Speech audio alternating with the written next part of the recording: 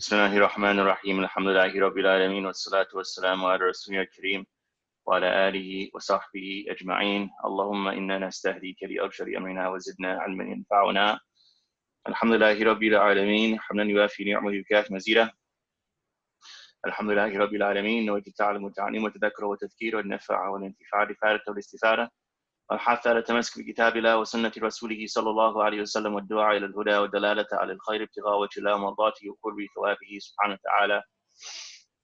Of course, we're resuming our classes in Iman 100. Iman 100. When we talk about Iman, of course, we're talking about the saving grace. Within the fundamental aspect of Iman is, of course, La ilaha illallah, Muhammad Rasulullah. We talked about that we have La ilaha, which is a negation, then illallah, affirmation, and then Muhammad Rasulullah, or Muhammad Abduhu Rasulu, as the second affirmation. So negation, affirmation, affirmation, like this. Negation one, there's no God. Then affirmation, illallah, another affirmation that Muhammad is the messenger and also the slave of Allah, sallallahu alaihi wasallam. Okay, so those are the three parts to Aqidah in Islam. Right now, we are on the part where illallah, right? There is no God but Allah. This is the part we're basically on right now. So we studied some about negation. We're still going to study that actually. But now we're studying about, okay, who is Allah? What are his attributes? What are Allah's attributes? Zarif, can you give me an attribute of Allah that we studied before? Zarif? His oneness. Oneness, perfect. Ziyad, can you give me another attribute that we studied before?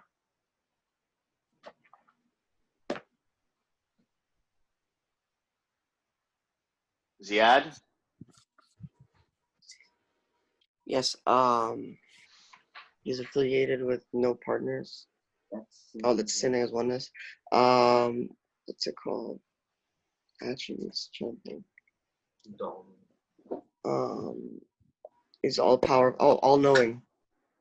Knowledge, all knowing, yes. Knowing. Perfect, perfect. Okay. So let's continue now. We're now on page 55. So Ziyad, let's continue to read from the top.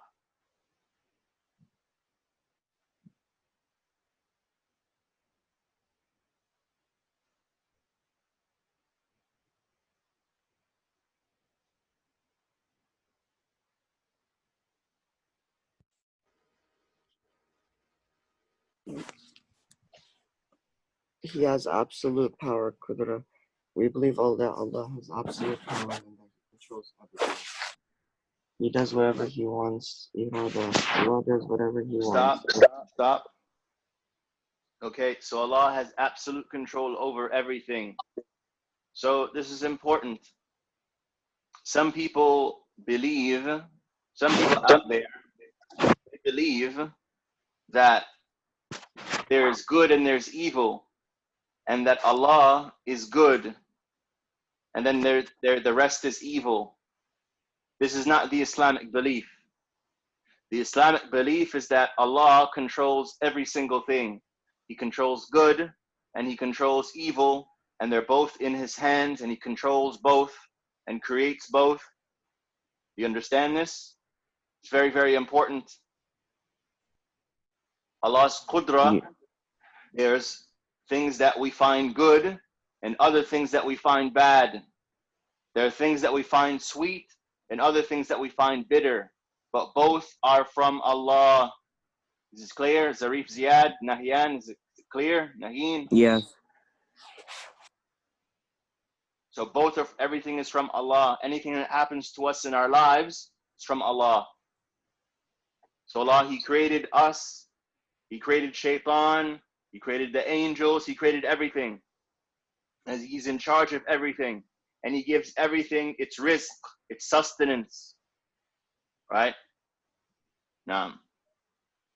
Okay, let's continue to irada now. He does whatever he wants, irada. Allah does whatever he wants, and no one can compel him to do anything or to refrain from doing something. Whether we understand the action or not, whether we agree with the action or not, it does not affect his irada, complete free will. This is one attribute of Allah that helps me get through understanding difficult Stop. situations.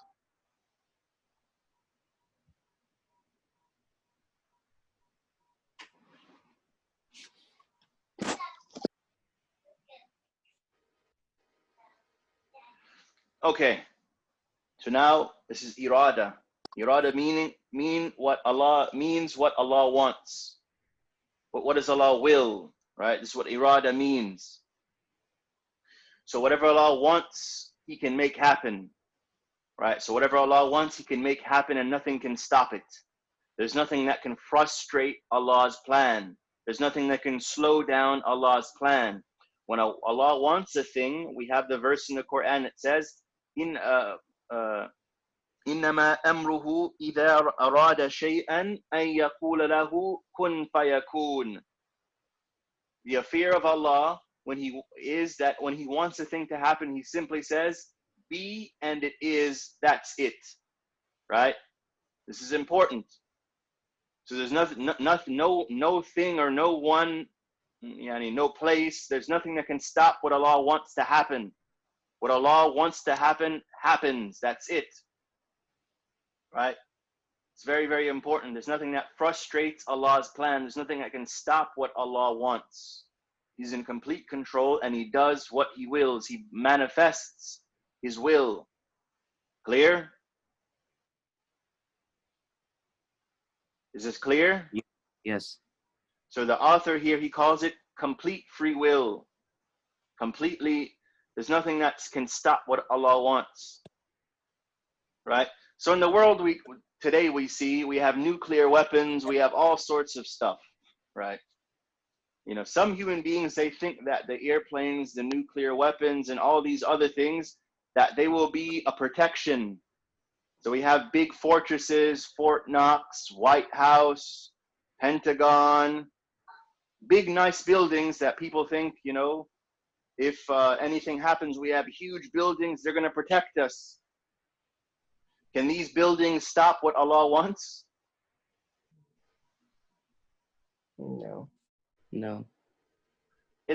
Right? So correct answer. But let's think it through. The fact is, Allah, He gave us the ability to have shelter, to have buildings. This is rizq from Allah. We should understand this. Some human beings don't get it.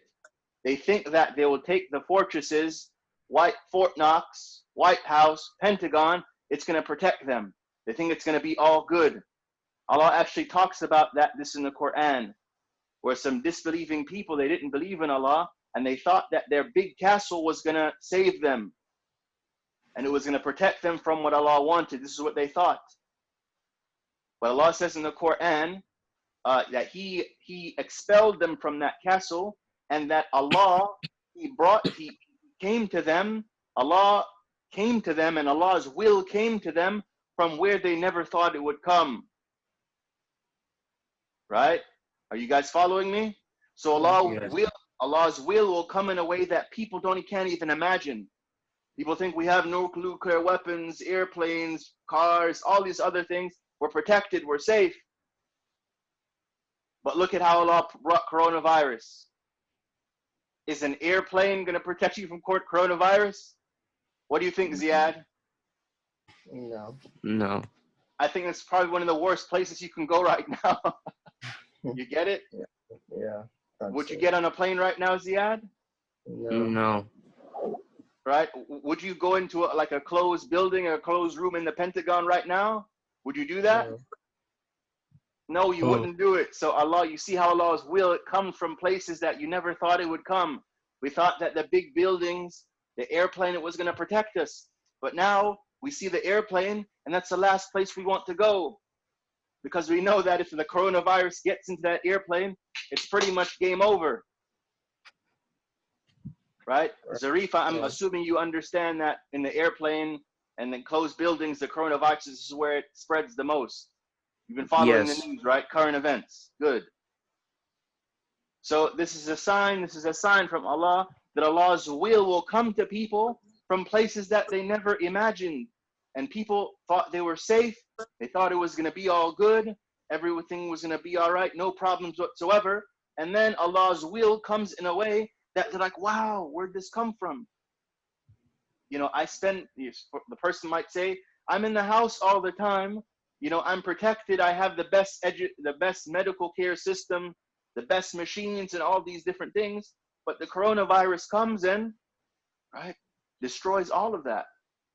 And makes it's a reminder to the people that Allah is in control. That no matter how much technology you have, Allah is still in control, and you can't stop what Allah's will. Right? You can't stop Allah's will.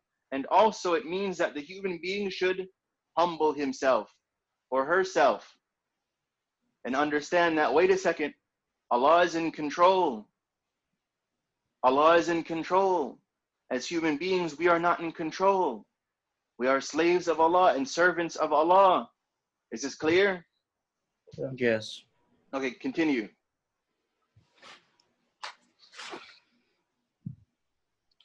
Whenever something very bad occurs, like when little children or innocent people are hurt, and hearing the news is very difficult, I recite the following verse a number of times to remind me that Allah does whatever He wills. فَأَلَّا لِمَا يُرِيدُ. Stop. Okay, So this verse is فَعَالٌ لِمَا يُرِيد. This is in Surah Al-Buruj. Oh, فَعَالٌ لِمَا يُرِيد. فَعَالٌ لِمَا يُرِيدُ. It means Allah does whatever He intends. Whatever Allah wants, He does. Whatever Allah wills, He makes happen. He manifests His will, or He enforces His will. He makes it happen. Right? So the point is to say that nothing can stop what Allah wants to happen. فَعَالٌ لِمَا يُرِيدُ. He really, really does what He wills. He does what He wants. Right? And of course, when we say, of course, this part is important. We have to pay attention, right? If you say about a human being, well, he does whatever he wants. It sounds bad, doesn't it? Yes. He does whatever he wants. It's important to understand when we say this about Allah, when we say Allah does whatever He wants, it's actually a good thing, because we understand that Allah does what He wants with wisdom and with knowledge. Guys, understand, it's very, very important. So when we say Allah does what He wills, it doesn't mean, oh, it's just all random, it's spontaneous. No, it's with ilm, and also with hikmah, knowledge and wisdom. This is very, very important. You know, Allah has a plan. Understand? It's very, very important. So sometimes you may hear, well, He does whatever He wants. It sounds spontaneous. It sounds haphazard. It sounds random. No, not as it concerns Allah. Allah has a plan, knowledge, wisdom, and so on and so forth. Allah has these characteristics that in effect make His plan perfect. And what He does, it's perfect. All in accordance with wisdom, His plan. You understand? And his knowledge that He knows, yani, from pre-existence. Understood? Yeah. Okay. Let's continue. This reminds